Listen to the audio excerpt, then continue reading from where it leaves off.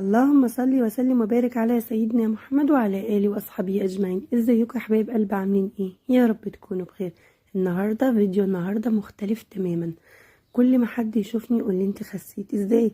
تعالوا ما اقول لكم ازاي خسيت وبطريقه صحيه جدا، بحيث ان انت لما تيجي تعملي وجبه الفري ما تتخنيش بسهوله، وكمان لما تسيبي الدايت ما تتخنيش بسهوله. طيب عملتي ايه؟ انا هقول لكم دلوقتي. اكلت من كل حاجه ومش حرمت نفسي، وازاي خسيت. هنزل لكم دايت لمدة اسبوع، لو لقيت تفاعل مع الفيديوهات هنزل لكم اكتر، ما لقيتش تفاعل بصراحة مش هنزل تاني. فانتوا تفعلوا بقى علشان انزل لكم ازاي خسيت اكتر من 20 كيلو، وازاي جسمي شد. طبعا اهم حاجة بعد ما بنبدأ دايت بشوية بنلعب رياضة علشان الجسم يشد. تعالوا الاول ما اقول لكم ايه الفطار بتاعي. الفطار ده كان حوالي الساعة 9 الصبح. ده كده معلقة من الجبنة الفيتا، وكمان شريحة لانشون بالزيتون، وكمان ربع رغيف، وكمان كوباية من الشاي. الشاي طبعا بحط عليه معلقة واحدة من السكر. طبعا حوالي الساعة 12 ونص او الساعة واحدة كده بتجوعي، فبتاخدي 2 برتقالة كده. عشان اول حاجة مش عايزين نشد مرة واحدة، لازم يبقى فيه سناكس، ولازم تبقى مثلا 2 برتقالة في الاول علشان الجسم لسه مش متعود على الدايت. بعد كده حوالي الساعة 4 بقى تعالوا عشان الغدا، كوباية من الشوربة، وكمان بولة من البطاطس، وكمان قطعة كبيرة من اللحمة، وكمان 4 معالق من الرز.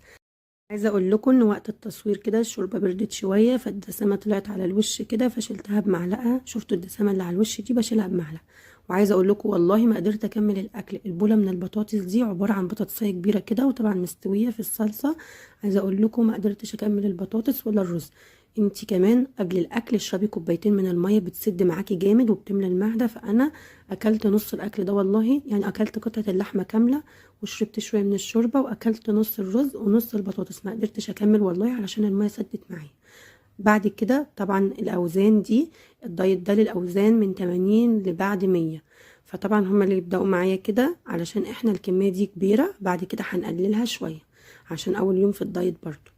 تعالوا بقى ما اقول لكم العشاء كان ايه. سلقت بطاطسيه كبيره كده، وبعد كده هرستها، وبعد كده نزلت عليها بخضره، ونزلت عليها كمان بطماطم وفلفل، وكمان شوية من الكمون، وكمان شعرة صغيرة من الملح، واقلبهم كويس جدا. وبعد كده اتعشى بيهم. طبعا انا مش هاخد معاهم عيش علشان انا في الفطار واخده ربع رغيف، وكمان في الغدا واخده كمية رز حوالي 4 معالق، وكمان بولة من بطاطس. فكده نشويات كتير. وكمان في العشاء في بطاطس نشويات، فكده مش هاخد كمان.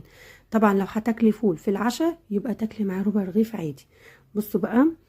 طبعا احنا هنخس بالراحة خالص، بس هنخس بطريقة صحية. هتخسي من غير ما تحسي، هتاكلي كل اللي نفسك فيه بس بطريقه صحيه وهتخسي معايا. يلا ابدأي، خلاص رمضان على الابواب، كل سنه وانتم طيبين. عايزين نخس شويه قبل رمضان.